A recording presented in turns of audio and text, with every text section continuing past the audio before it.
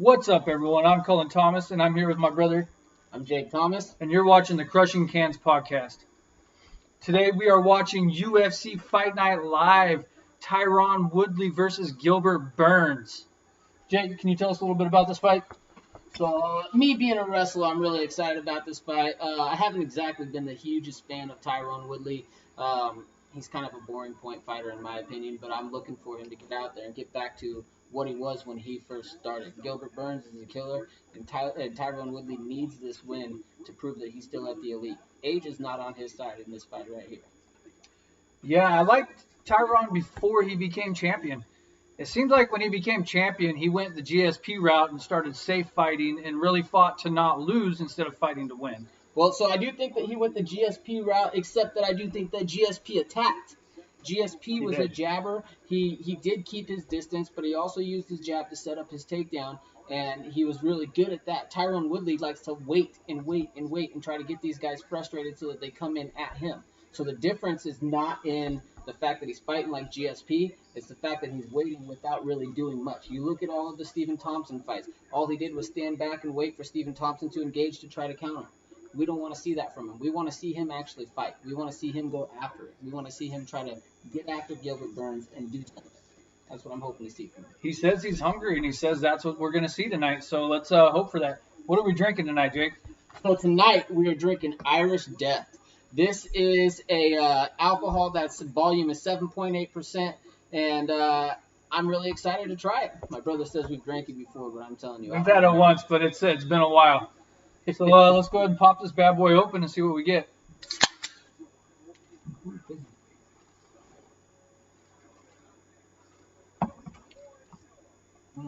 It's actually not bad. It's kind of nutty. You definitely get a nutty sense right off the top. But it's not, it's really smooth for a beer with almost 8% alcohol. You don't really taste the IBUs that you would get, that bitterness from a really hoppy beer. So if you look at it, they describe it as a dark ale. It's actually pretty dark, but it is pretty smooth. It's a good quality beer right now. I'm excited to drink this. This will be a future one that I drink. Yeah, I'm liking it. I'm not usually a big fan of darker beers. I kind of like to stick around more of the standard craft IPAs between 5 and 7% is really what I like. I don't know if it's necessarily about percentage for me.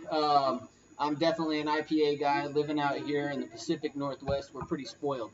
So we have the ability in our area. We have Vancouver and Portland, and both are very well known for craft beer. And Vancouver has popped up with a lot of new ones too. So we're spoiled in that area, and a lot of what we get out here is a lot of different IPAs. And I think that's what makes me a big fan of those. All right, Jake. So it looks like we did start a little bit late on the podcast today, getting things set up. It's our first one, so we ran into some technical difficulties. But who do we got coming up right now, Jake? So the next fight that we have is Billy Quarantillo versus Spark Kyle. Why the fuck can't I say Spike? I don't know. We call him Spark every time. The next fight. Spike Carlisle versus Quarantillo. I don't know. Billy Quarantillo. Billy Quarantillo is a little bit older. I think he's 31, if I remember right. And then Spike is about 27. Billy is 12-3, and Spike only has one loss right now. It's really a good opportunity for both guys to get out there and get a little bit of a name known for themselves. This is a big opportunity for them when not a lot of sports are going on and everybody's tuning in to see the fights. So I'm really excited to see what these guys have to offer, and this is where we see future stars be born. Now, on my ESPN app, in my group that I have, we haven't created a group yet, but I think we're going to create a group for everybody to come and join and make some picks with us. I actually picked Spike, not Spark, Carlisle. So we'll see how he does tonight. I've never watched this guy fight. I'm excited to see what we have here. Well, so I'm going to go with Billy, actually. I'm going to go with Billy. I like wrestlers. He's already getting after it. Look at that. Single leg. Jesus. But Spike takes the back. Spike come out throwing some heat. Nice. You see that flying front kick? Whatever the hell that was? I saw that. Billy rolled through that, though, good. That was good. Yes. Spike is throwing some bombs, though. Dude, this guy. Oh, what the hell? Damn, he's strong. Yeah, he is. But I do like what's going on with Billy right now. Oh, he looks like he's got some jiu-jitsu. They both do. Okay, this guy's got his back again. All right, so Billy's going to be looking to get his shoulders to the mat. He's going to look to try to turn his back down on the right or on the left side of Spike there. He's going to be working to get his side to the mat there, and he's going to turn to face. What's causing a problem right there is if you look at Spike's right leg, he keeps sinking that in, and then he was using it to stop it. He let go of it. Now he's looking to transition to mount. Ooh, good job. Oh, back leg, and he's going to get a leg triangle. He's going to get a body triangle. There you go. He's got a nice body triangle right there. And the choke, he's working the choke, but he's a little high. Yeah, he looks like he's going to fall off. If Billy can get up on his feet, he can shake him off. He needs to get his feet in the mat. Spike's doing a good job of using his foot to try to knock him out so he can't get his foot there, or knock his foot out so he can't get it situated. Every time he starts to push off, watch what Spike's going to do with his leg. He's going to extend it and make it hard for him to grab. He's got that hook, too. That's nice. This is good stuff here. There's some nasty elbows. I like what I'm seeing from Spike. Yeah. Well, I like the fact that the guy's giving up. Oh, and that's an arm bar. And that's tight. He's got his legs, too. He's got it locked, though. He's got his arm locked. He's got his arm locked. He got his elbow out. He got out. Wow. This is great. This is some great transitions. So, I'm a wrestler, a grappler. I love the mat wrestling. I like the striking as well. But when I watch the mat stuff going on here, it makes me really excited. So, to me, this is exactly the type of stuff that I like to see. Yeah, it's weird, too, because you get a lot of people who only like the striking. I can understand where they're coming from when you get a really dominant wrestler like GSP who gets somebody down and he can keep them down for 5 straight rounds. But these guys here are just going back and forth, transitions, doing all sorts of crazy stuff. Well, it's styles, man. Styles make fights. Ooh, look. Billy. Billy's got his back. So, oftentimes you hear the old saying when you see 2 wrestlers go after each other, they're going to turn into a boxing match. Right now, we're seeing 2 grapplers going after each other, and we're seeing some high-level grappling. And Billy's got a body triangle, but Spike turns into it. This is insane. Dude, this is dope. See, this is some high-level stuff right here. I like how he's peeled in there. Look at his arm. His left arm is tucked under deep.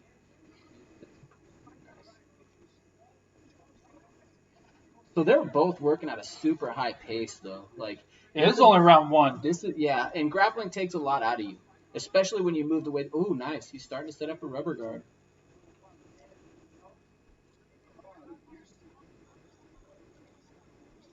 I just sneeze. Holy shit.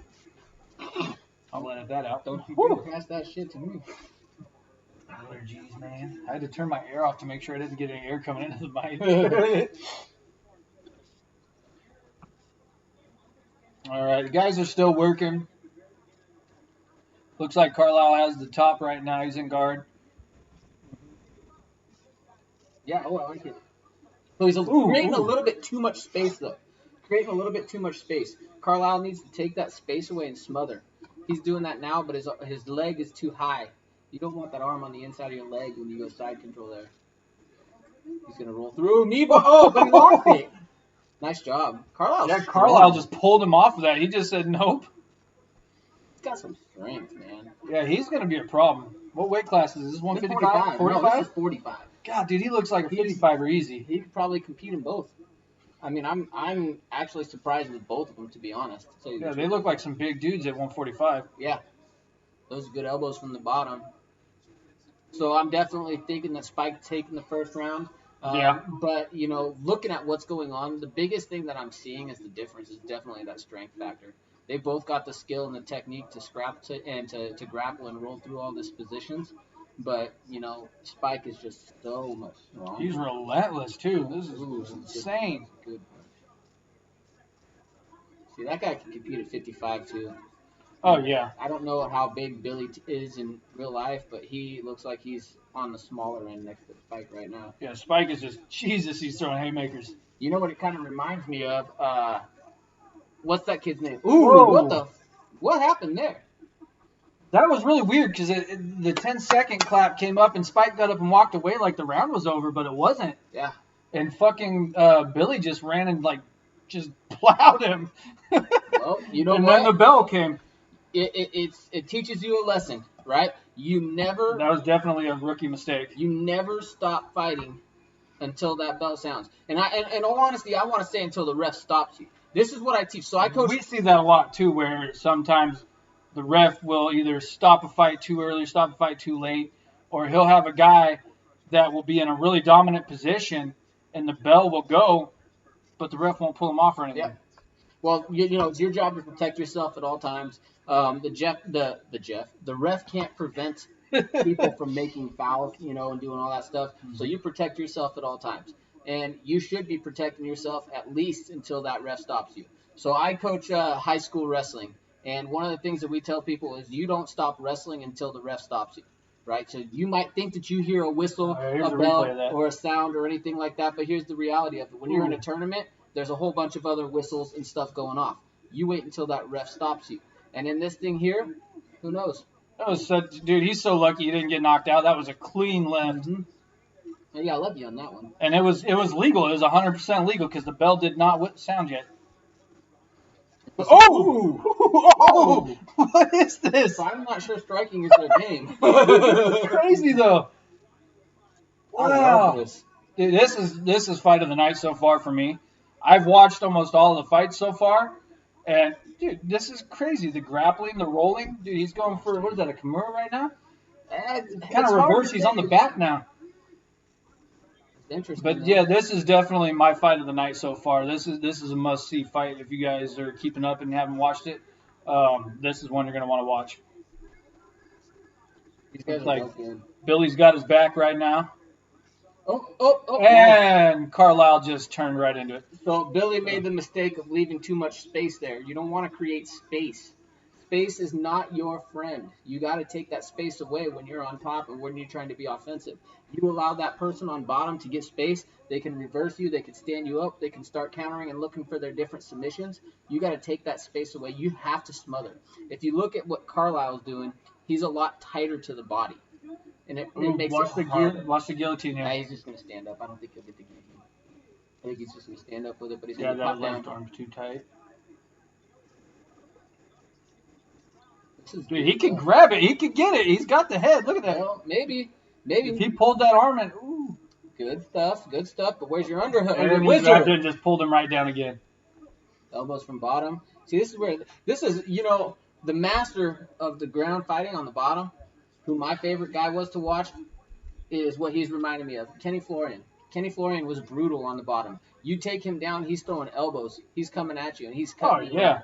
So it's good to see another guy who's active on the ground. Was it the Ultimate Fighter where I forgot who it was because it's been so long, but he actually knocked the dude out with a punch from the bottom? Oh, yeah, that was Manny Gambarian, wasn't it? I don't know. I don't know if it's Gambarian or not. Yeah. It might have been Gambarian. It was in the finals. I'm pretty sure it was the finals. It was back when Ultimate Fighter was actually good. No, I still love the Ultimate Fighter. I don't know what you're talking about. I still watch all that stuff. No, I'm pretty sure it was Manny Gambarian. I'm going to look that up real quick. It might have been, yeah. Let me know, because that one, a lot of people don't know that if you haven't seen that, look for the highlight of that.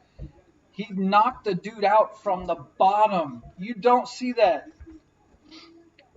Spike's high on the back right now. Give me 1 second. We got to get somebody to do this shit for us, man. I know. We need somebody in here so they can, fact check us. Shit. This motherfucker's only 5'5". You didn't know that? No. Dude, Manny was so small. Still taller. That was one of my favorite rivalries on the Ultimate Fighter, though. Gambarian versus Nate Diaz.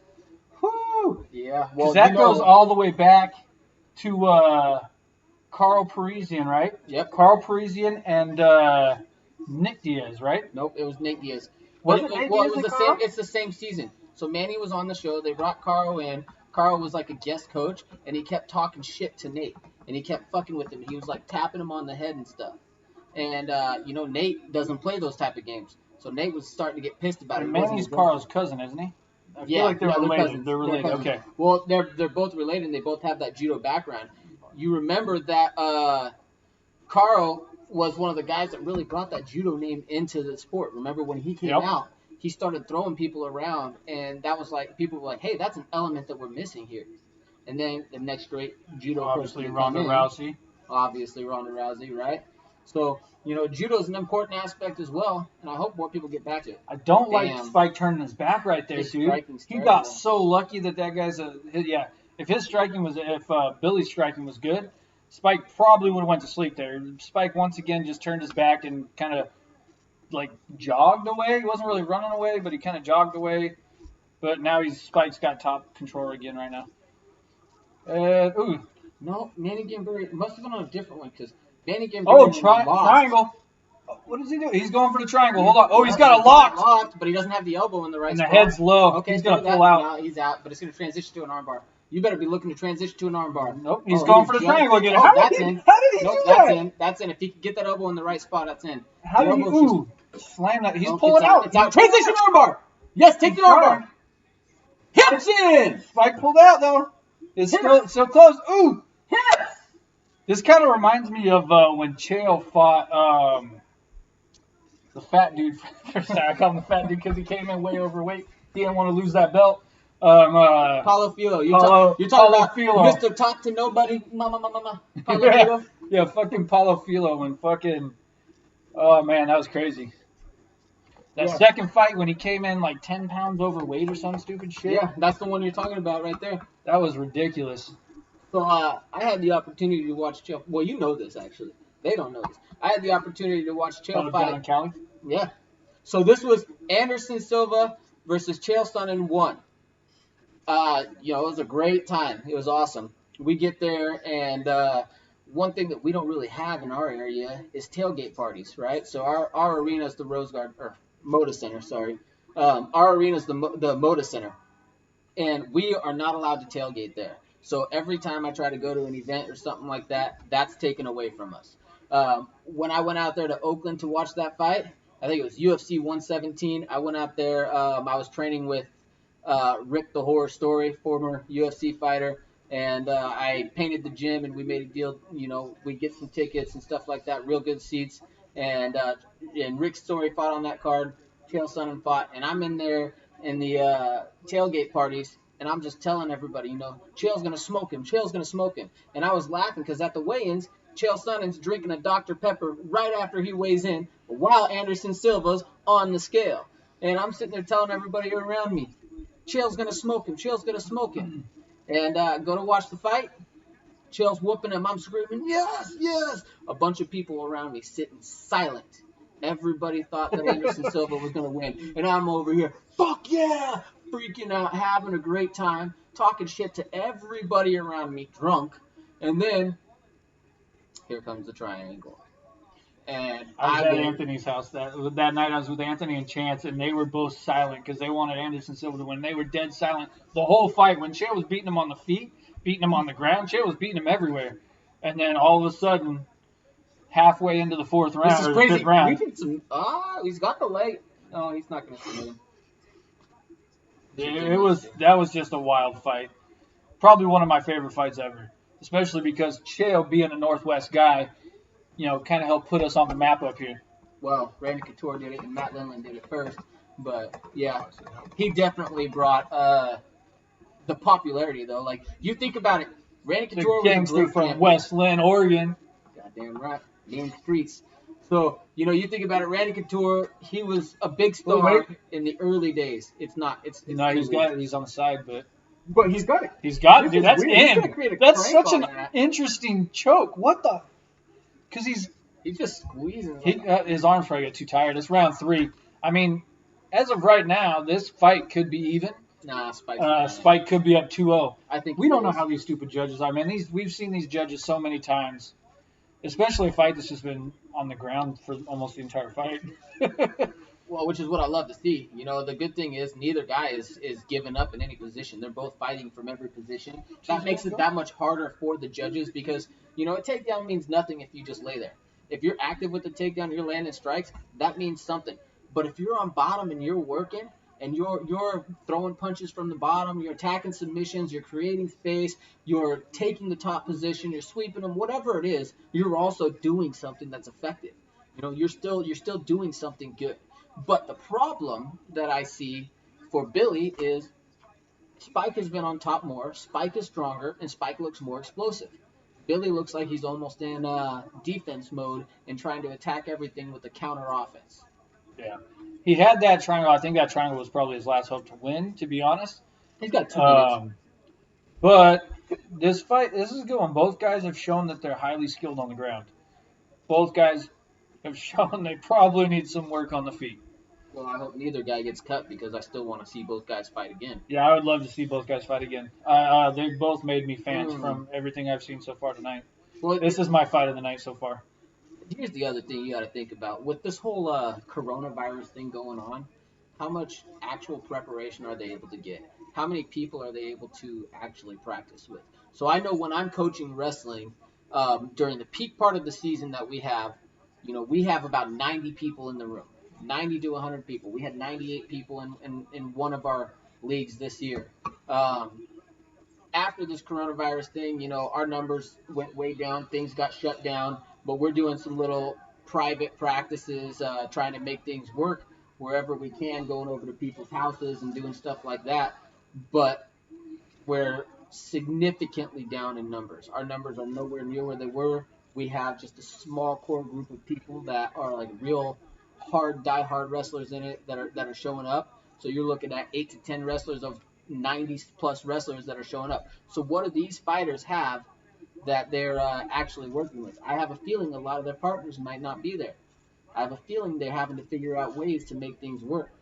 Well, yeah, especially with, the states all putting in, lockdowns where you're not allowed to go to the gym. Mm-hmm. You're not allowed to go anywhere right now. I mean, it's got to be an interesting dynamic to figure out how to train and get a real camp in on your own. I mean, the good thing is, the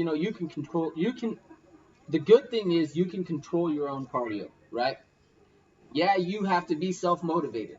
You do have to be self-motivated, and you have to figure it out. But the reality of it is, the thing that you need partners for, and the thing that you need coaches for.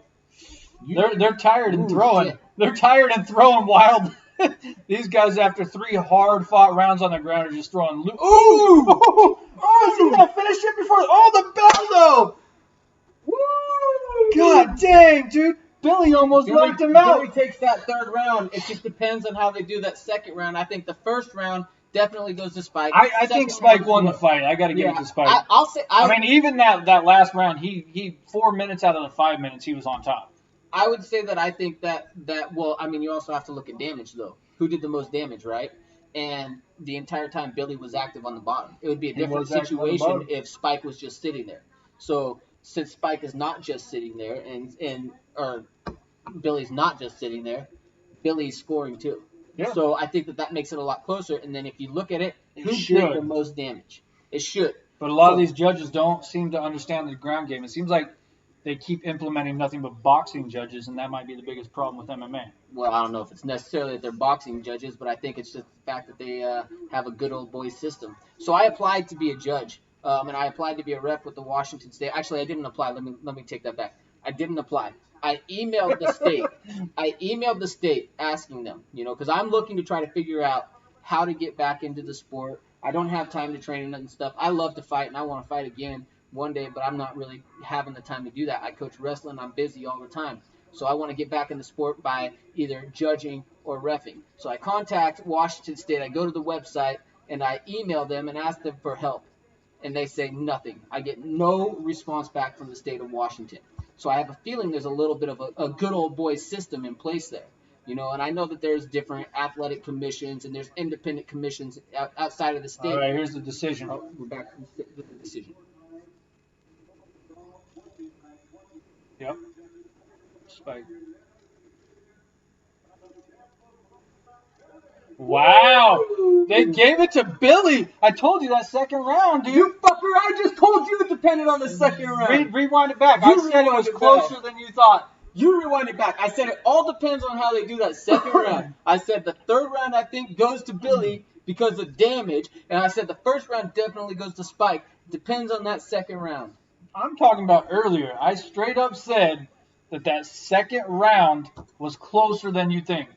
Yeah. Billy could have easily won the second round. And, well, not easily, I guess, because it was really close. But they could have given it to Billy. And it looks like all three judges did. He won a decision 29-28. I personally think Spike won that fight, but Billy had an argument. He was more active with his striking. So here's my thing, though. It goes back to the judges now. So if these are all boxing judges, this is a grappling match. What were they looking at?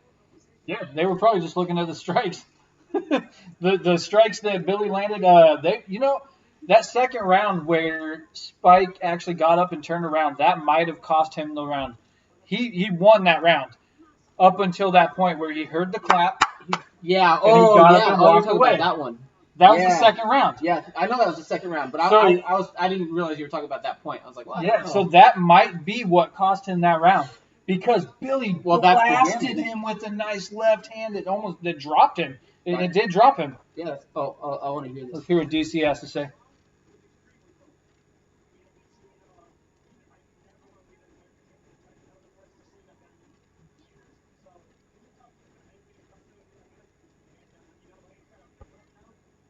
Amazing fight. Definitely fight of the night. I have respect for both these guys, and I definitely want to see them again. We still got a couple more to go, but yeah, at this moment, well, I'm not gonna From lie. what you've seen, hey, I was at a house coaching wrestling, so we're not at the school. Oh, I don't give a shit. Hey, listen, here's the bottom line. If I can't go to the school, if I can't go to a gym, I'm gonna find a way to make it happen because that's what we do. We wrestle, all right. And since we wrestle, I'm gonna make it happen. And we had the opportunity to go somewhere and get a practice in, took advantage of it. By the way, while we're here, I want to give a huge shout out to Battleground Martial Arts and Jeremiah Rodman for sticking to his guns and not shutting down during this whole coronavirus, despite what the state may say. I support you, Jeremiah, and I hope you guys have a great future and great success with your business out there. I agree. I haven't talked to Jeremiah in a long, long time, but I'm happy to see him sticking to his guns. Yeah. No, he's so I don't get to talk to him very much, but we're still buddies and we're still friends. But when so many businesses are shutting down and so many businesses are not just shutting down temporarily, they're closing for good because they can't survive, 3-4 months with no business when they're shut down. I support him saying, hey, I'm going to stay through and do this. I'm not just helping people with their jiu-jitsu. People come here because they have mental health issues, and this is their escape, and this is their therapy. You're going to take that away from them? Yeah, you get kids that go to these gyms, too, because it's their escape from home. Maybe they have a shitty life at home. Maybe, you and I both came from a pretty shitty situation. Yep. This gym... gyms like this is an escape for people to get out, to remove themselves from that situation, to take out some of that aggression in a positive way. You look at guys, so think about history, and you look at guys like Customoto. Like, I love that guy. I never met him in my life, but if you look at what he did for guys like Mike Tyson. Dude, it's insane, too. Eddie Atlas. Did you watch the Joe Rogan podcast recently with Mike Tyson on it? No, I haven't seen that. Dude, it was insane. Like, Mike Tyson was talking about a lot about how Cuss, actually took him to a hypnotherapist. Oh yeah, to try to hypnotize him into thinking he's the baddest dude on the planet. So, dude, that's crazy. Okay, so you want to hear more about that? Customoto also used that whole hypnotherapy thing against other people because he went to the commission at one time. And you can see it. It's in one of Mike Tyson's books. I've read 2 of them. But in one of his books, he talks about how Customoto went to the athletic commission and told him that an opponent for, I think it was Jack Johnson, shouldn't be allowed to use hypnotherapy because hypnotherapy made them immune to pain and punishment. So it would be a danger to them because they would not know when to quit because if they were hypnotized, these guys would not feel pain. So he used that against them. And if you know anything about Cuss was huge in cleaning up the boxing commission, and making sure that the mob was out. So he was going through all sorts of tactics, doing whatever he can to figure out how to get rid of the corrupt businessmen to make things right. And the other thing he was an innovator. He was the person who was doing the hypnotherapy, doing the massage, doing the positive self-talk, doing the visualization, doing all of these things before anybody else was doing it. Cuss was a pioneer beyond pioneers, and he's the first person to create a number system when it comes to boxing. Each number correlates with a specific spot and a specific punch. This is the guy who is an innovator, and I'm excited for it. I don't even fucking know how I got on him, but we did. Man, shit happens. What do we got coming up now? I don't know.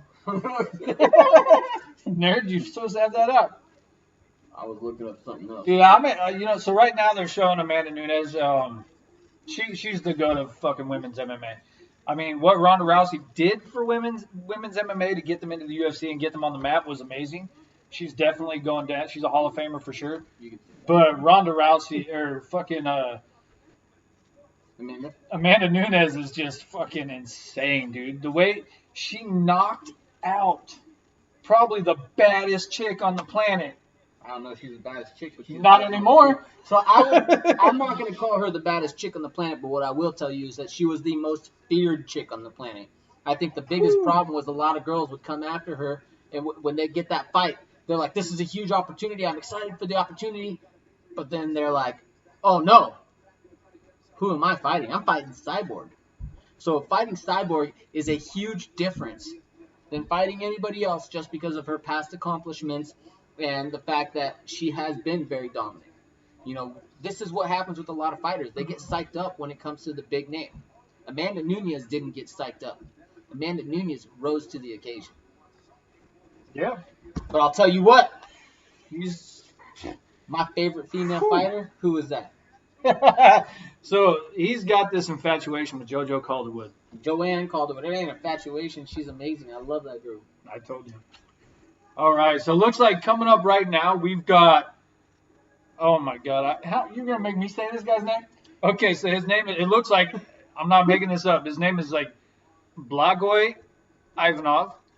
Ivanov. Last name's easier to say than his first name. I don't know. And then Augusto Sakai. So this is going to be an interesting fight. I picked so on my ESPN pick'ems, you get up to two picks. I think you can do for two cards. I picked Ivan, or I'm just going to say Ivanov. I'm just going to call him Ivanov. I'm not even going to try to say that first name. I picked him on both fucking cards. We'll just say that. I'm going with Sakai, even though it's probably a terrible decision. You don't want to ever pick against a Russian or anybody from that. That was my decision. That area. That's why I picked Ivanov. To be honestly, with these fight night cards, they put on a lot of guys there that have not had their presence known in the UFC. So I haven't seen these guys a lot. I don't know much about either of these dudes, but they're both ranked inside the top 15. It looks like. So here's what I'm going to tell you. The heavyweight. So here's what I'm going to tell you about. This is why I'm picking. So Sakai is the younger fighter. He's the taller fighter. He's the heavier fighter, and he has the longer reach. He has a better record too, 14-1. I guess he does have. Well, records are deceiving though because depending on who they fought, it could be anything. On who you fought, if you look at the other thing about Cuss that people didn't like is he padded records. He did pad records, but he made champions. Jose Torres, right? Jack Johnson, Mike Tyson, he created champions. He did great things. Teddy Atlas was another guy who came out of there, became an amazing trainer. So, padding records, is it a bad thing or a good thing? I don't know. Gets you the experience. It gets you the time in the ring. So, he's 3-0 inside the UFC, the Brazilian dude. Sakai? Yeah. 3-0 in the UFC so far. Although, I'll tell you what, though. This guy just looks mean, dude. Ivanov? That was nice. I'll tell you what, though. Here's my problem with the heavyweight division. They all suck. Okay, Chael. That sounded just like a Chael Sonnen line. No, I'm not even joking. Anderson Silva, you suck. You absolutely suck. No, but it's true. They do. They're terrible. There's 4, maybe 5 guys in the heavyweight division that are any good. The rest are terrible. I hate the fact that people try to say that the heavyweight champion is the baddest man in the world. It's bullshit. They're not. They're not the baddest man in the world. You got a lot of guys at 170 that would fuck up these heavyweights, and I promise you that. Promise you. You know what? Speaking of that, John Jones versus Dana White. They've been going at it back and forth a lot lately, and each one is calling each other a liar. So for those that don't know, John Jones is actually finally, I've been clamoring for it for years. Like, dude, you've already wiped out the light heavyweight division. Why not move up? So now he's fucking trying to move up. He says he wants to fight probably one of the most feared strikers in the heavyweight division. He's a bum. He has no wrestling whatsoever. Stipe Miocic fucking already exposed him. I forgot his name already. He's from France. Francis Ngannou. Francis Ngannou. I don't know why I forgot his name. But, yeah, I mean, the dude can hit. but his wrestling is non-existent. And his cardio is I'm gonna. He's gotten a little bit better. He's got better. His last fight, he's been. To be fair, he's been working on his wrestling after the fucking the Stipe Miocic title fight. He's been working on his wrestling, been working on his cardio, and he has gotten better. He's shown that in his last fight. But John Jones, probably the GOAT of MMA. I mean, the dude's one loss came on a disqualification that probably shouldn't have been a disqualification, if we're being honest. But I mean, he's beat everybody. He's beat the who's who of the light heavyweight division. Yeah. Okay, so you went through a murderer's row. His record. I'll say this: no one can match his record when it comes to opponents and victories. So he beat Lyoto Machida. He finished Lyoto Machida. Oh, he choked him out. He submitted the black belt in jiu-jitsu. Finished Lyoto Machida. Yeah. Fucking beat DC twice. Finished DC. He beat Vitor Belfort. Fucking when he was on steroids. Yeah. I mean, you can go through it. Mauricio Shogun Hua, Chael Sonnen, and granted, bullshit. Chael got Granted, Chael is a fucking middleweight, but I mean, he's a big middleweight. The dude walks around 220, 225. He's a big middleweight. I've seen him at the club one time. He's a big dude. It was dude, I did. So it's one of the weirdest things. I was out with my boys in my early 20s, so it was a long time ago, and we ran into Chael Sonnen at Dirty, or not Dirty. I think it was Dixie. It was right across the street from Dirty. Dirty doesn't sound like a place that he'd. It wasn't Dirty. It was Dixie's. It was right across the street from Dirty, because Dirty was on one side of the street, Dixie was on the other. So it was definitely Dixie's. Me and Anthony and Chance actually. Anthony Marks? Yeah. So Anthony Marks fought a dude that's in the UFC right now. He fought a guy named Journey Newsom. Journey just won his last fight, although they overturned it because of a marijuana test, which is a little bit weird. Why would you overturn a fight from the marijuana test? I thought we were beyond that point. I thought we were bigger than that now. I think that after all the shit that's gone on, we're at a point where we know that a lot of these fighters are smoking. A lot of these guys are using this for medicinal purposes. A lot of these guys, their whole life is so intense. Everything's go, go, go, fight, fight, fight, kill, kill, kill. Who cares if they take the edge off? If they come in there and they perform, that's fine by me, right? Journey, I coached against you when you fought my dude, but you know what, man? I support you in your UFC endeavor, and I hope that these guys fix that shit and turn it back to a W for you because you deserved it. Yeah, I wasn't a big fan of Journey coming in the fight versus Anthony Marks. He came in 10 pounds overweight for a title fight. Yep. Granted, it's a regional title fight. I mean, it was a regional show, amateur but still, this is a title fight, man. Like, you should have came in on weight, okay? It's that. But when it comes to this UFC thing, I'm happy to see you in the UFC, man. You're representing the Northwest. Fuck the haters, because I don't smoke weed. I'm not a weed advocate. I don't really care one way or the other. But what I do think is that people need to have the choice. And I think that this whole disqualification where they turned the thing over to a no contest, I think that's stupid, man. So here's my problem with it, too. The TRT thing was a much bigger problem. Oh, that's actually performance enhancing. That is actually performance enhancing. And when did Vitor Belfort's fights get overturned for that? You need another one? Yep. All right, I'll be right back. When did Vitor Belfort's fights get overturned for that? What about Chael Sonnen? What about all these other guys that went through the UFC and they were using this TRT exemption? Granted, some people may need it to get to normal levels, but you got guys fighting at 10 times the level, and it's okay because they have TRT. Why do they need it, Jake? They worked in the past. Bingo. I'm not a big fan of steroids. I'm just going to come out and say it. I'm not a big fan of it. I like people working hard and doing it on their own merit. I've had a lot of discussions with people about it, and in fact, I've even bought steroids before in the past when I got weak to a point where I thought that I was going to use them. But I've never, ever actually even taken any of the steroids. I do remember you telling me that you were thinking about getting into them one time. Well, at that point, I figured I was done fighting. I was done doing everything, and I just wanted to look good. I wanted to feel good. And even then, when I got it, I was ready to take it. I spent my money. I got a guy I can get it from right now if I wanted to. I spent my money. I got it. I set it at home. And I was just like, man, I would never forgive myself. I would feel like a coward. I would feel like a pussy. I would feel like a guy who never really did anything on his own. You know what? I may win. I may lose. But you know what? If I win or lose on my own, I'm okay with that. I'm okay with that. I'm not okay with my whole legacy or record or anything that I've ever done being blemished by the fact that people could say, oh, well, you didn't really do it with your own natural ability. All right, man. So this fight started. We got Ivanov versus Sakai. Right now, they're kind of both just circling each other, throwing some jabs. Not really much action. Little leg kick there. Sounds like another heavyweight fight. Yeah, these heavyweights, they're seeming really anxious to throw.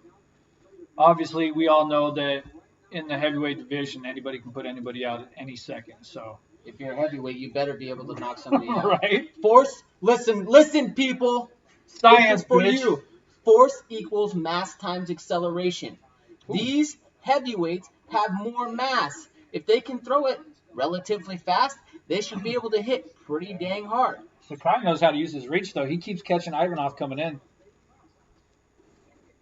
Ivanov's definitely the aggressor, and every time he comes in, Sakai's landing a jab or a fucking hook.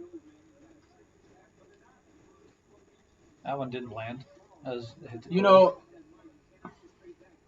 Watching fights like this makes me sad for the fact that Triple C just retired. You really think he's going to stay retired? Yeah. I don't think he is. I really do. You know why I think he will? The exact same reasons that Chael Sonnen said. He said after he won his Olympic gold medal, I'm done with wrestling. He retired, and he stuck to it. Yeah. Then he came into the UFC. He won the belt and defended the belt in 2 divisions. What person's done that? Yeah, he does have a little girl now. What person's done that? So. You know what, though? What I did hear a rumor that I hope is true. With the Olympics moving to potentially next year, they have pro athletes. Yeah. Do you not remember what happened with Randy Couture when he gave up the belt? No, that's what I'm saying. Yeah. I'm with it. So Randy Couture had to give up the belt. This is why he was first stripped of his title, because he wanted to try to make it to the Olympics.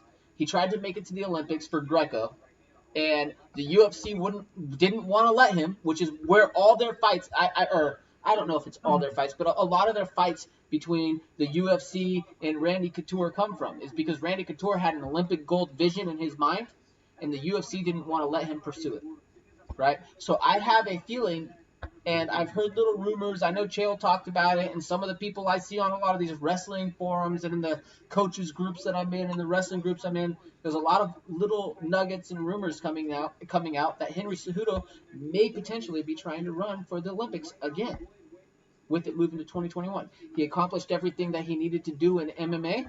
He accomplished it in wrestling. If he wants to call it good, I'm glad with that. But ultimately, if he makes another Olympic run, hey, he just pulled in a lot of people to watch the Olympics. That would be really wild. A lot of people. If he was to actually go through and wrestle in the Olympics again, that would be an accomplishment on its own. But if he were to go through and win another gold, it'd be fucking awesome. Would that put him down as probably one of the I mean, how do you compete with that in combat sports, period? Because wrestling is a combat sport. I mean, you think combat sports literally started with wrestling. Yep. So, would that not make him the greatest combat sport athlete of all time? He would have an argument. I already consider him that, because nobody else has ever accomplished what he's accomplished. Amanda Nunes may have 2 titles and defended both belts. Or I don't know if she defended the other one yet. Well, the Matrix, man, that guy is something else. He may not do MMA, but he is a beast. Okay, so if you're talking my boy Vasily Lomachenko. Vasily Lomachenko. Okay, here's the deal, you guys. When it comes to Lomachenko, I'm already calling him the GOAT when it comes to boxing. For boxing, yeah, see that? I already call him the GOAT. Now, we all know the classic boxing versus wrestler. Henry Cejudo would obviously have an advantage if they were to ever fight. They fight in a relatively close weight class. In an MMA fight. Yes, in an MMA fight. Now, but Lomachenko has been wrestling. He's been practicing his MMA wrestling. Okay, well, here's the deal, though. It's not new, though, either. No. So he's been wrestling for a long time. Exactly. So that might make for an interesting fight. he would obviously have to come down and weight. He fights, what does he fight right now, 140, 142? Well, it's not really much of a cut for him. He's actually moving up in weight. I know, he's been moving up throughout his career, but if he were to fight Cejudo, he would have to come down back a little bit. Potentially 35, I mean, Cejudo would probably go for 35 because they wouldn't do 45 in MMA. So I don't know if that's a fight that's realistic to think about, but the truth of the matter is, fun. If there's a fight that's gonna pull him back in, that's gonna pull Cejudo back in, if there's a fight that's gonna do it, it's going to be Lomachenko. Yeah, it's fun. It's going to be. That would be a fun fight. You know, the Olympic gold medalist boxer versus Olympic gold medalist wrestler, world champion boxer versus world champion MMA fighter. You know, it would be great. You could be great. And he also beat, was it Guillermo Rigondeaux? Is that how you say his name? Yeah, Rigondeaux. Rigondeaux. Yeah. He was another Olympic gold medalist whom Lomachenko made look like an amateur in the ring. Well, and here's the other thing about Lomachenko that I really love. Loma, he doesn't want to fight anything except for a title his entire career. Every single one of his professional fights have been for a title. He's come out for a title. The one loss that he has, it's a controversial loss where a guy kept throwing a lot of fouls and acting like a little bit of a punk. But you know what? Loma's a monster, and he's come back and responded great, and he's won everything since then, and he's looked dominant doing it. Back to this heavyweight fight again. I'm not impressed with either of these guys right now. It's just kind of a typical boring heavyweight fight. Both dudes, they're throwing a little bit, but neither one of these dudes look like they belong in the UFC. No, well, so here's the deal, though. So, as you know, my feelings about Conor McGregor are mixed, right? But what he's done for the sport is undeniable, and that's because he actually brings excitement. You know, there's a difference between MMA fans and there's a difference between fight fans. MMA fans, they want to see the whole package. Fight fans, they want to see the punishment and the knockout. And that's the difference. So, when it comes to the heavyweight division, a lot of these guys love the heavyweight division because they're looking to see the punishment. One punch landed from a heavyweight should leave a good mark. You know, it should. One punch landed clean from a heavyweight could knock you out. Very, very much. The chance of being knocked out is very high when it comes to being a heavyweight. Although, if you look at this video I saw the other day, it was an Apollo Creed 2 punching stat thing. The little dude that punched God, what the hell is that Russian dude's name? I have no idea what you're talking about. So they went on a TV show, on a sports podcast show or a sports show, whatever. They all were punching. Shaq was one of the hosts. Shaq, you know, he's a big-ass dude, huge-ass heavyweight. 7 feet 2 inches tall. Yeah, well, guess what? He didn't even have the hardest punch. No, you're talking about like that punch machine where you can just put a quarter in, you know, you go up and punch the damn thing. They have the Apollo Creed, they have the Creed too. Yeah, you're talking the actual actor. Yeah, the Russian actor. But he's not an actual actor, he's also an actual fighter. Yeah. I don't remember what his name is. I don't know his name, but I know they have both of them on there too from Creed. Creed's son, not Apollo Creed, but Creed's son. Yes, a Creed 2, it's not Apollo Creed 2, it's Creed 2. Creed 2, yeah, they had both of that. Yeah, I did see that, and because they had Charles Barkley do it too. Charles Barkley had the lowest punch. Yeah, he did. Not even 300. It was like 2 something. But he complained he missed. But wait. Here's the other thing though. Why did Shaq get 2 attempts and nobody else did? Yeah, he had a running start. I hate when I get the running starts. Like, I didn't get it right the first time. I'm gonna come back. Because he's Shaq, fool. Yeah, but you know what? That's Charles Barkley should have got a rematch too on it. Should have, but Charles Barkley ain't Shaq. Well, Charles Barkley is Shaq without rings. Charles Barkley got two different seasons, two different positions too. Charles Barkley got out alpha though. Oh, he always does. If you ever watch that show, like if you ever watch actual basketball on Thursday night when they're on TV together, the shit is hilarious. Because Shaq and that's right. He's not a team sport guy. But Shaq and him go back and forth just trashing each other all the time. And at the end of the day, it always comes back to Shaq reminding Charles of how many rings he has, which is none. Oh, I fucking hate that argument. So do I. Because it's really hard to, especially in team sports, it's hard to determine how great a guy is based off rings. It's like if rings were the determining factor of all team sports, Dan Marino is probably one of the worst quarterbacks of all time. And so that's my argument. All right, so let's go back to my high school days. We had a guy there that he was a quarterback. Talking about Grayson? Yeah, Garrett Grayson. He was a quarterback. Our team was terrible. But Garrett Grayson was if I remember right, a 4-star recruit. He went D1 to Colorado State, broke every single record there. I don't know if every single record, but he broke a ton of the records there. He did really well. But if you look at his high school career, he had a terrible team. Garrett's a great quarterback. I think he retired now, and now he did retire. The Atlanta Falcons. So he got cut by the New Orleans Saints after the rookie deal was up.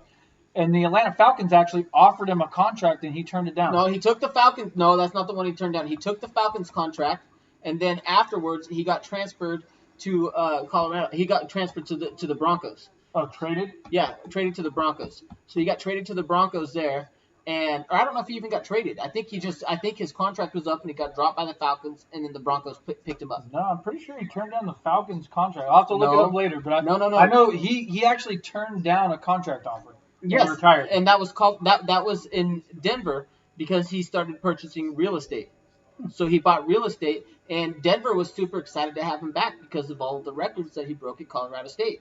So when Garrett got drafted to the NFL, he got drafted as the successor to Drew Brees. He was supposed to be the guy that came in and took Drew Brees' spot. Well, if you look at Drew Brees, he didn't go anywhere. Ooh, that was actually Drew Brees didn't go anywhere. He stayed there. So he's still there. And then Garrett, I don't know if he just didn't perform to his best ability or what, or he just wasn't what they were looking for, or if they said, hey, we're going to keep Drew Brees, we have no point of keeping him here. He got dropped down to a practice squad, then he got switched over to the Falcons. He left the Falcons and went through the Broncos. I think a lot of it had to do with the fact that he just didn't have a good preseason ever. Well, yeah, what happened in New Orleans is he got outperformed by every quarterback on the roster in New Orleans. In games, but not in practice. In games, yes, in games. In practice, he looked great. Statistically, he didn't have the games that showed up. And, they had Taysom Hill, who is – the dude's phenomenal. And they're talking about him right now being Drew's successor. I don't know if he'll be a great starting quarterback, but he is great for what he is right now, which is they use him as a Swiss Army knife. The dude – has caught in one season, he runs for touchdowns, he passes for touchdowns, and he catches for touchdowns. Like, he does everything. What you want. It's insane. The guy does everything, and it's just crazy. But can he do it on a consistent basis, or is he a specialist where, you have design packages for him? But, I mean, that's what happened in New Orleans is he kind of ran into, they found somebody who they liked better as a second-string quarterback, versus him being, just a pocket quarterback who can't really do much else. You know what quarterback I'm really big on right now that I like? No. Trevor Lawrence. Trevor Lawrence? Okay. From Clemson? From Clemson? Yeah. He'll be – so he should probably be the number 1 or 2 pick overall next draft. Yeah, he should be number 1. We'll see. See, that's the thing, though. It depends on what team is drafting number 1. Typically, if a team's drafting number 1, they probably need a quarterback. But it could also be a team that drafted a quarterback this year who maybe traded up. There's so many scenarios where a team at number 1 could either need a quarterback or they need an offensive lineman. A guy like Penei Sewell, who is the only sophomore in NCAA history to win the fucking essentially the offensive line Heisman. God, I wish heavyweights weren't so slow. Dude, this fight's got me bored, man. Like, this is a stand-up fight. Both guys are just throwing. They're not really doing much. But they're not. There's no action, it feels like. With that last fight, there was a lot of action. Even though it was on the ground, there was action. It's just driving me crazy. And they're throwing. They just don't throw at a high volume. They're not really that technical.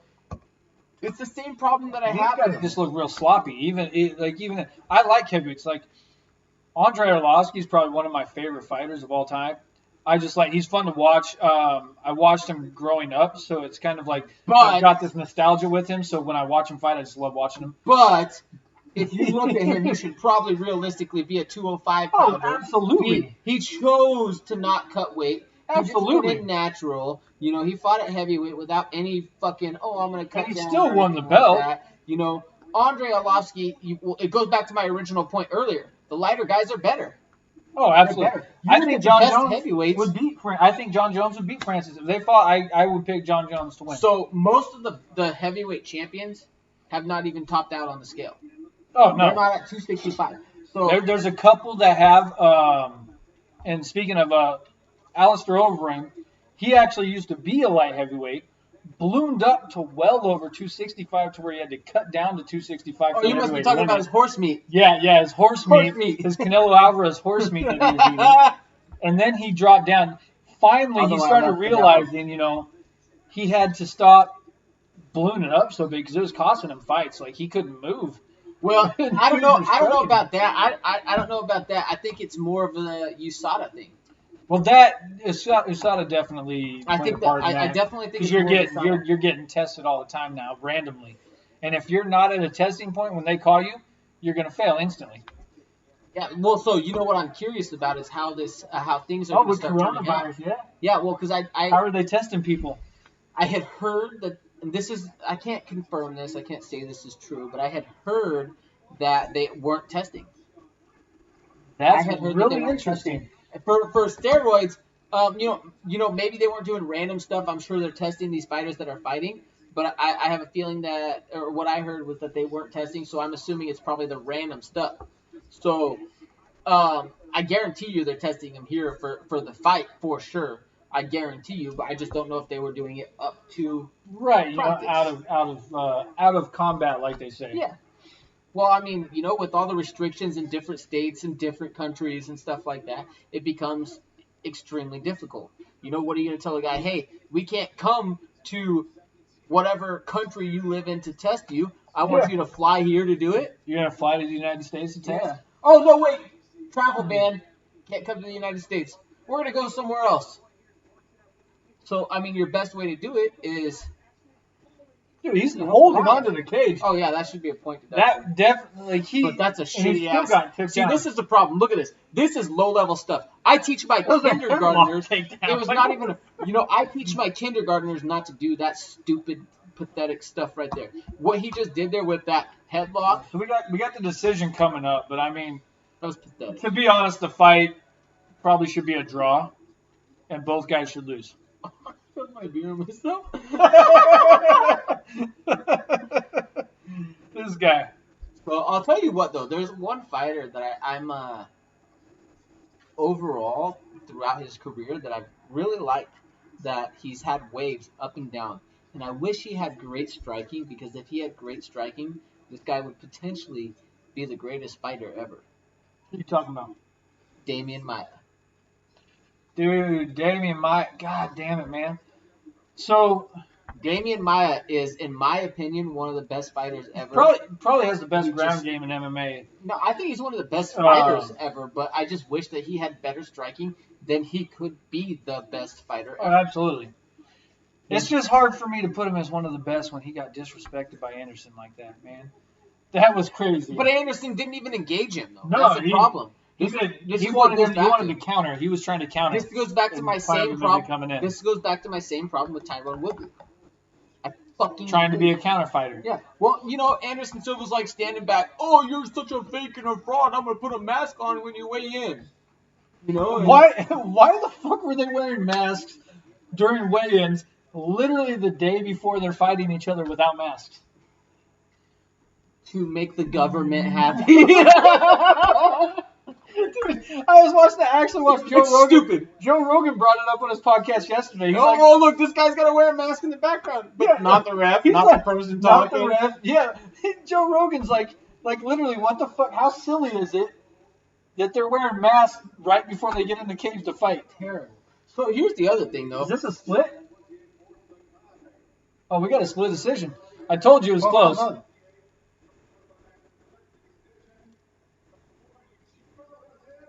Oh, they gave it to Sakai. That's mine. That's mine. Both dudes should have taken an L on this one. That was such a terrible fight. So this is what pissed me off. Look at him. He's bent over in the back. There should have been wait. So just so you guys know, I'm going to have to research this more, and I'm going to have to do some studies on this on my own. But there was a recent study that came out where they tested athletes trying to figure out what the best recovery position was. And they decided, according to the study, it's the hands-on knees position. My whole life, we've been telling these people, stand up straight, open that diaphragm up, put your hands above your head, allow that oxygen to come in. High school, when you're running track, they say to raise your hands over your head and walk. But guess what?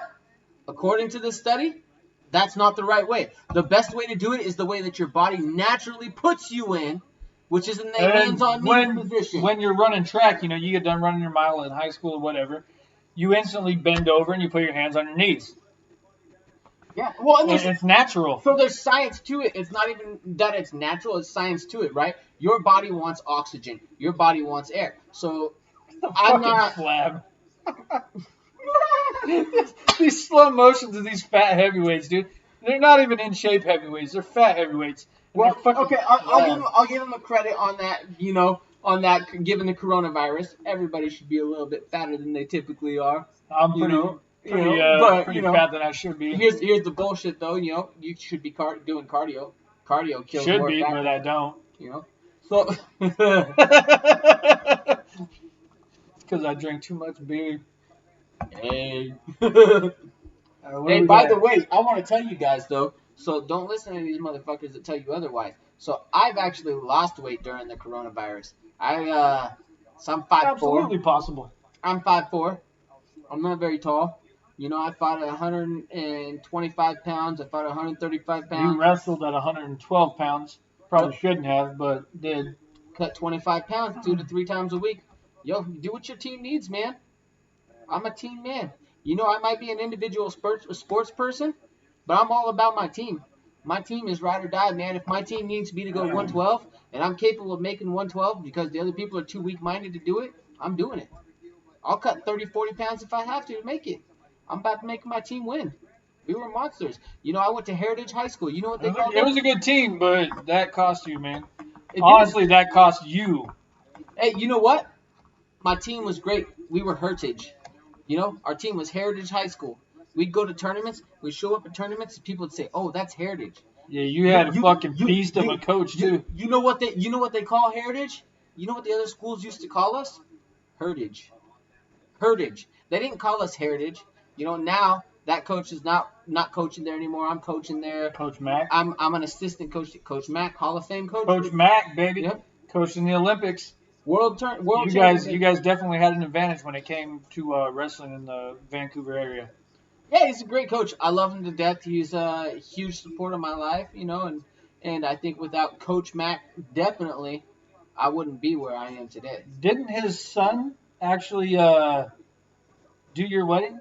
Yeah. His son, Damon, married you and Steph, right? Damon McPherson. Hey, yep. we got to take a picture and post it in here of that. Yeah, I love Damon.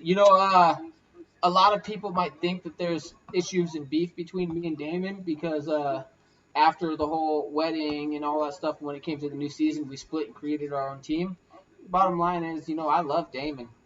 Him and I are cool, and we've talked several times. And when I first started developing my own program that I'm working on right now, as far as my wrestling goes, I'm developing my own training plan.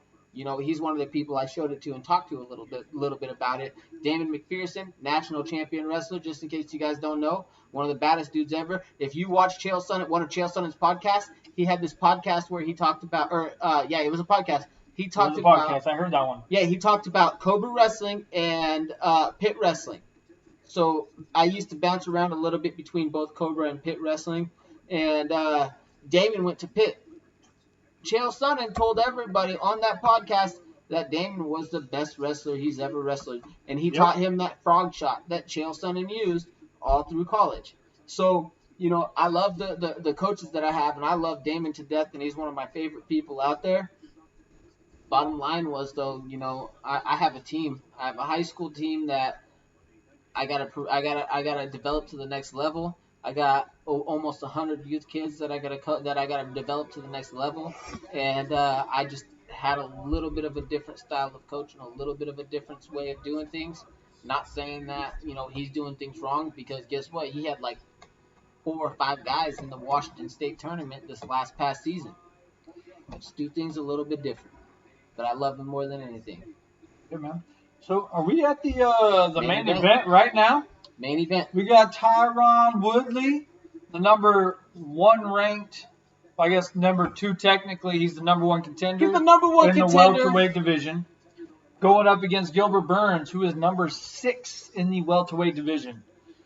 So this is going to be an interesting fight, man. It really depends on what Tyron Woodley comes out, because Gilbert Burns is an interesting guy. He came in as a jiu-jitsu specialist, but he's turned into a striker. He's knocked out like his last several opponents. It's crazy. So this is where it's going to get hard, though, because that's the problem that I'm worried about with Tyron. Because he's a wrestler. So if he takes him down, Gilbert's comfortable on the mat. Well, no, that's not what I'm worried about. Tyron doesn't like to fight dudes who are heavy hitters. That is true. He likes to wait for them to make a mistake and try to counter. He likes to sit back and counter. But I don't think we're going to see that Tyron. I think we're going to see a Tyron that knocked out Robbie Lawler. I think that's what we're getting tonight. I don't know. I hope that's what we're getting tonight. I don't know. Because if he puts on another fucking boring-ass fight, dude, I'm done with that guy. I'm off his train. I could care less about another one of his fights. Here's what I'm going to say, though.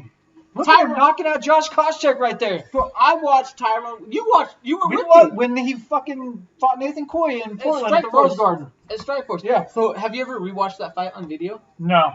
Okay. So we were both pissed off about that, and I remember you said that you watched it again, and Tyron did win that fight. So yeah, if you watch it on, so when I watched that video, we were live. So we were at the Rose Garden, not the Moda Center. So it got changed to the Moda Center. It's still the Rose Garden. It's the Rose Garden to us. Fuck the Moda Center. It's Rose Garden. So I was at the Rose Garden. My brother was at the Rose Garden. My dad was at the Rose Garden. We were watching the Strikeforce fights. And Tyron Woodley goes up against another guy. I think that was the first time I ever saw Tyron Woodley fight. I think on TV or in live. I think that was the first time. I don't think it was the first time I ever saw him fight. I think it was the first time I saw him fight live. But he was fighting another tough guy who was actually on The Ultimate Fighter. He was on the live season. And representing the Northwest. Wasn't he on the live season? I think so. Yeah, so Nathan Coy fought Tyron Woodley. When I watched the fight live, it looked to me like Nathan Coy won that fight. I mean, it looked like, so live, and we were intoxicated. I'll say that we were a little bit intoxicated.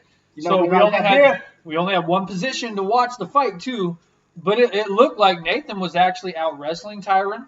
It looked like he was out striking Tyron. It looked like he won the fight. I've never rewatched the fight, but Jake has. So I rewatched the fight. When I rewatched the fight, my opinion changed. It looked to me like Tyron Woodley clearly won that fight when I watched it on the camera with the different angle, or on the TV with the different angles and being able to see everything. But I'm going to tell you, when I was live, it changed my opinion. My live opinion, Nate Coy got robbed. We thought he got robbed. We were booing at that event when Nate Coy got lost. That could have been a Northwest bias too that was influencing us, but could have been a little bit of could have been the beer, could have been the Northwest. But hey, you know what? I mean, it happens. We all make mistakes, and Jake clearly saw that we were wrong. Well, I hope you go back and watch that fight, because I think that's what I need to watch again. That's what I do need to watch again. I think you're going to see what I saw, because we all get upset at the judges, right? We oftentimes get upset at the judges. But here's the truth, though. The angles matter. They do. The shot that you see matters. From where we were at, which was not very far back. Not very far back. We were in the nosebleeds. We were actually kind of close. I think we were sitting 100s. Yeah, it wasn't. We were 100 level for that fight. This guy has the third most armbar submissions in UFC history. This is Gilbert Burns, by the way. He's tied for the third most armbar submissions in UFC history. I mean, that tells you right away he knows what he's doing on the ground. So I think Gilbert Burns is going to bring the fight.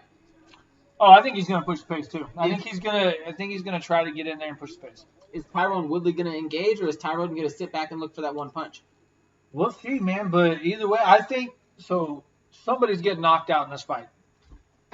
I think someone's getting knocked. I hope someone gets knocked out in this fight. I'm a big fan of people not having to cut weight. Because obviously, you said it. So I did an interview with Jake actually a while back for one of my college courses. And Jake actually explains what cutting weight does to your brain with the fluids around your brain. And when you're cutting weight, you're draining that fluid. And you don't have time to regenerate that fluid that protects your brain. Especially when you're trying when it to comes rehydrate. to when it comes to the high school sports, we compete the same day we weigh in. So when you're fighting and you're cutting weight, you're more prone to being knocked out. It's just that simple. Now, when you're fighting at your natural weight, you know, which is weird because, you know, you got guys like Conor McGregor, who I think is too small for 170, and he's been fighting other 155ers at 170. He hasn't really fought a true 170 yet.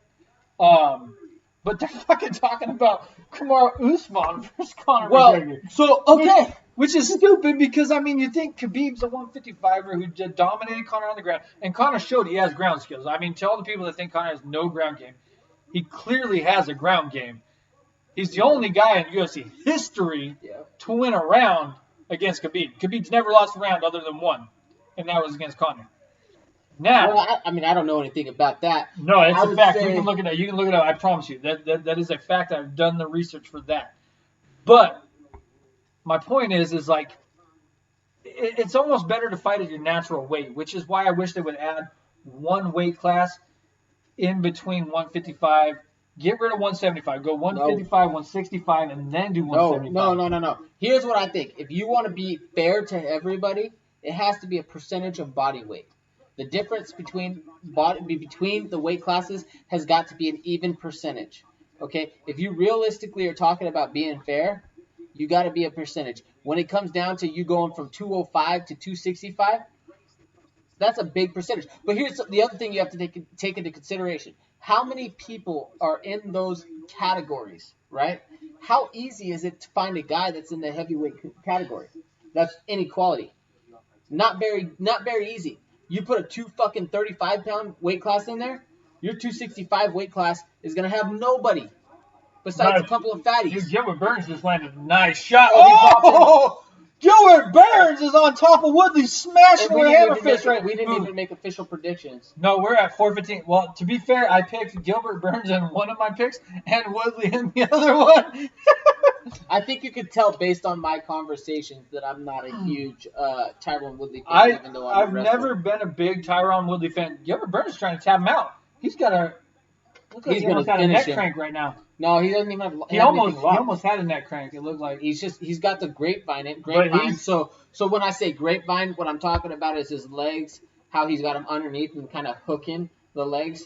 He's got full mount right now. He's got a position where he can create pressure by flexing his hips in. Is he full mount or is he half mount? No, he's got a full mount. He's got a full mount. That's what I'm talking about, the grapevine. See how his legs are laced? Yeah, and he's got them. Okay, so those legs laced. See how he straightened that out and kicks his leg out? That's a grapevine position. Out anytime he wants. He flattens on his back. If you are parallel with a person where you guys are both facing the same direction and you're on top, you want to have a grapevine. If you do not have a grapevine, you're going to get reversed. The only way to stop that is to change that here perpendicular. So with Burns on top, he's got to have those grapevines, and he's keeping the grapevine in right now. Ooh, this is crazy. Tyron, dude, is in some trouble, man. I told you, man. Tyron's bleeding a lot. I don't think I've ever seen Tyron busted open. Well, even versus Wonder Boy. But that's a lot of blood, right? That's a lot of blood for a cut, dude. That's what I'm saying. That's going to screw the recovery up. He is busted open. And that's the thing. With a guy like Tyron, he doesn't have a lot of scar tissue. He does not bleed often. You have guys like Nate Diaz and Nick Diaz who get hit and they instantly bleed. Yeah. That's a little bit different than a guy like Tyron who's bleeding profusely right now. This cut is more significant right now. This could play an impact on the fight. This is the importance of a knowledgeable judge, okay? There's differences between a guy like Nate Diaz getting cut and a guy like Tyron Woodley. Like you said, Nate and Nick, they get cut easy. Yeah, they just have scar tissue built up all over their face because they're brawlers. All they do is stand in front of you and get fucking punched.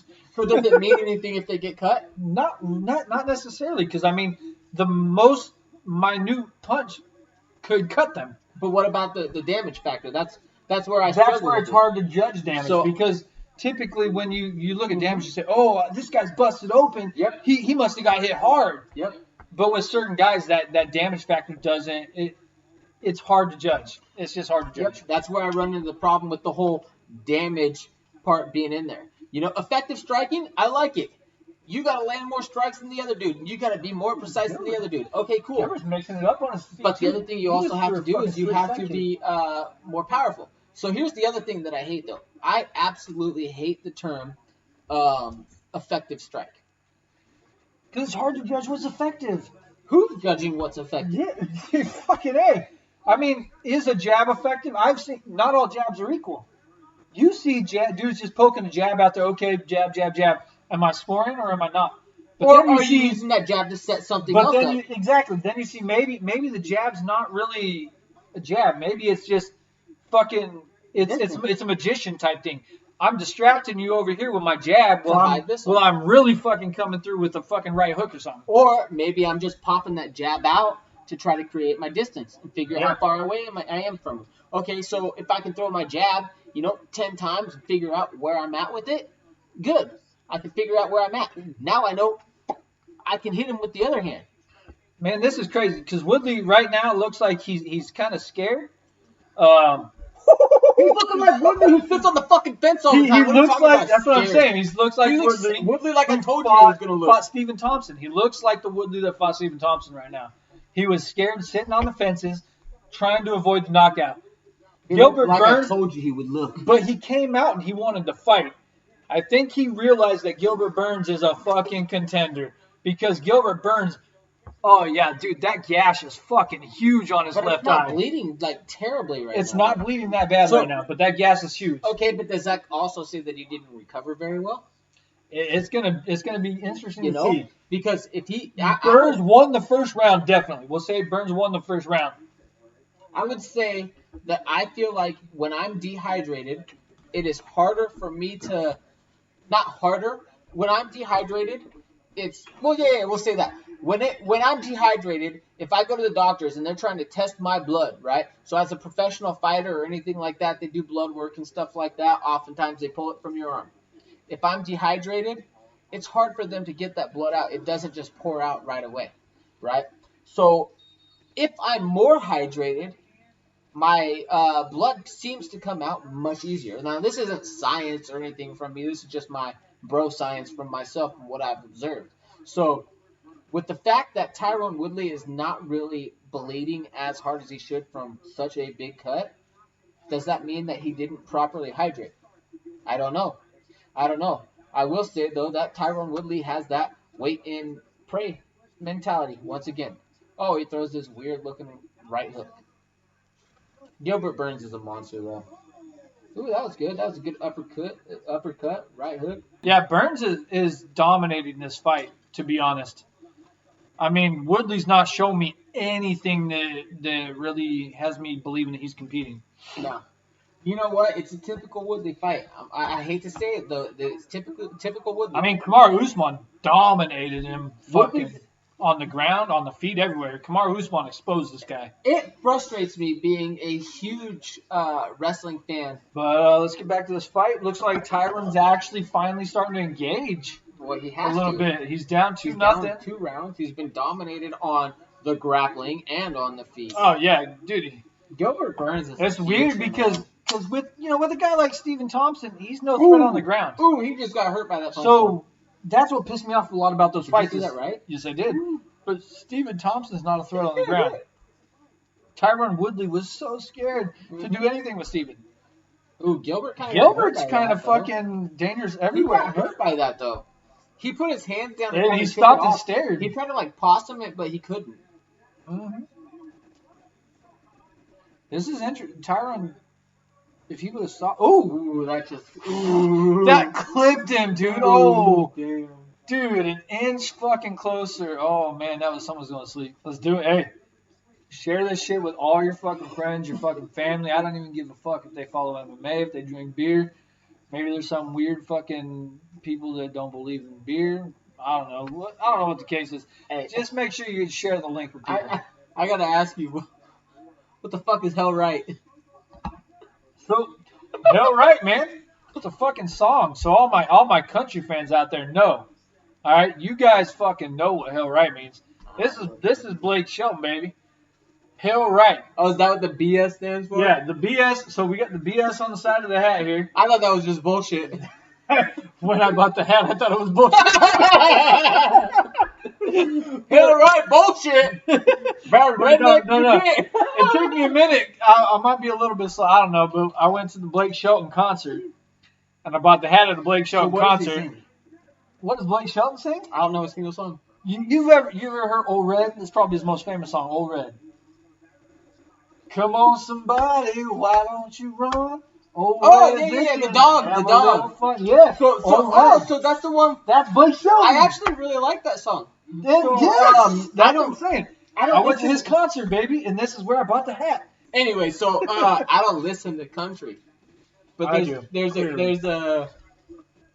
heard some songs. I really like a country a singer.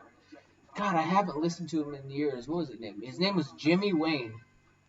I think his name was. Do you know who he is? Can't say that I do. You tell me you're a country artist and you don't know. I'm not a country artist. I mean, I could be a country artist. Hey. Anyway.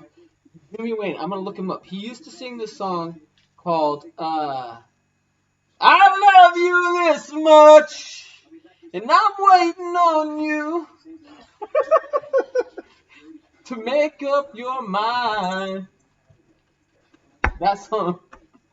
You know that? Paper angels, read my thoughts and prayers. Do you listen to the weirdest people? No matter where you are right now. I did go to two Garth Brooks concerts. All right, here we go. What are we, round 4? Here we go. Gilbert Burns up 3-0. Greatest country singer ever, Jimmy Wayne. No, oh my God. He's the only one I know. Garth Brooks, baby. You know Garth Brooks. Well, yeah, but you know what? Everybody knows Garth Brooks. Okay. They know Garth Brooks in Russia, fool. Okay, Garth Brooks is good. Yeah. But how good is he when the rock version was better? What the fuck was his name? What was his rock name? I forgot. He did do a rock thing, but they broke him up right there. Come on, Herb, dang. No, Tyron Woodley's just hugging him. He's not doing much with it. Oh, did Burns just drop Woodley? It looked like it, but he's shot in right. But Gilbert Burns right now, he's looking for a guillotine. He's loose though with it. Though. He's on top too. He's got top. But you know, Tyron Woodley just gave him that though. Yeah, he did. Oh, he's got the leg trap too. He's got the leg trap too. The only thing that's saving Tyron he's got his arm is in there. Oh, and time ran out. I thought Herb broke that up for a second. I was about to be Herb. You done fucked up again. Who's that corner man? I want that guy's name. Mr. Monroe. Nice job getting in there fast as fuck. Taking care of your guy right away. You need a raise, man. All right, so speaking of cornermen, what do you think about most recently? Oh, dude, I'm drawing a blank right now, but he just got his fucking ass beat by Justin Gaethje. Tony Ferguson. Tony Ferguson. Just got his ass beat, fucking dog, dude. USA Wrestling, baby, got that tattoo on my back. It was bad, man. Tony Ferguson just got whooped. But a lot of people are criticizing Ferguson's corner for not stopping that fight. What do you think should have happened there? I think that a warrior is going to go out on his shield, and it is a job of the corner man to protect the fighter. If I'm a fighter out there, my hope is that the ref, or not the ref, my corner, the people in charge of making sure that I'm safe, are making sure that I'm safe. If I'm going out there fighting for a world title, world championship, and this is my life goal, you better believe that I'm gonna be willing to let myself die out there. I should be willing to let myself die out there if this means everything. If this is the most important thing to me, and if this is not the most important thing to you, you shouldn't be out there. You shouldn't be out there. So I'm gonna want them to let me die in the ring, but for my family, my future, my loved ones, my friends, everybody else, it's the job of my cornermen to make sure that I'm safe. Not for me, because it ain't about me, right? The whole fight, yeah, that's about me, but my life is about so much more than just me. Gilbert Burns is feeling confident. Me too. That's all. What are we? 3 rounds down? 4. Oh, yeah, that's the 4th. That was the 5th official decision. Well, that just shows how boring the fight was. Dude, Woodley didn't do much though. Did I predict that's a Gilbert Burns decision right there. Gilbert Burns dominated every single round. Yeah, man. to me, that's a 50-45. So let's go back. There's no 10-8s, to be honest. But it's a 50-45 in my eyes. No, but you know what? Hey, we were just talking about this proper whiskey here. Oh, yeah, Conor McGregor's fucking... Dude, you know what's crazy is fighters... I've got an issue with fighters who have an issue with Conor McGregor. I've got an issue with you motherfuckers. Because Conor McGregor showed you motherfuckers how to make your money. Mm-hmm. You all complain about fucking how much you're getting paid by Dana White. Fucking John Jones right now and Dana White are having an issue over money where fucking Dana White claims that John asked for fucking Deontay Wilder money. And then, which, by the way, if there's any fighter out there that deserves it, it's John Jones. But now, and John Jones is like, I never asked for Deontay Wilder money. They got some issues where they say there's text messages that say, yeah, I did. Tyron Woodley landed 29 significant strikes. He had 2 seconds of ground control versus 5 minutes for Gilbert Burns. And he had no takedowns. 76 significant strikes versus 29 significant strikes. Holy shit, Gilbert Burns dominated this fight, guys. So, yeah, I mean this is a typical Tyron Woodley fight that you saw over the past. And I'm so disappointed. I'm sad because I was convinced that Tyron was going to show me the old Tyron. I wasn't because I don't remember what the old Tyron is. I remember the first Tyron I thought lost a fight that I remember seeing. You know, I watched it on video and it was different, but you know, it's not any different from what I've been seeing from him. He waits and he waits. Yeah, do you remember what the scores were that they read off? 100%. It was unanimous. It was unanimous for Burns, but I don't remember if it was 50-45 or not. I mean, to be honest, I feel like the fight was 50-45. Yeah. I think that maybe Tyron Woodley tried to wait. No, I don't see any round. After watching this fight, there really wasn't a round that Tyron won. I mean, he may have engaged for maybe a half a second. But here's the other problem that I have, though. Not that it was a bad fight. With how terrible Tyron Woodley looked, I kind of would have expected Burns to look a little bit better. Thank you for watching the Crushing Pans podcast.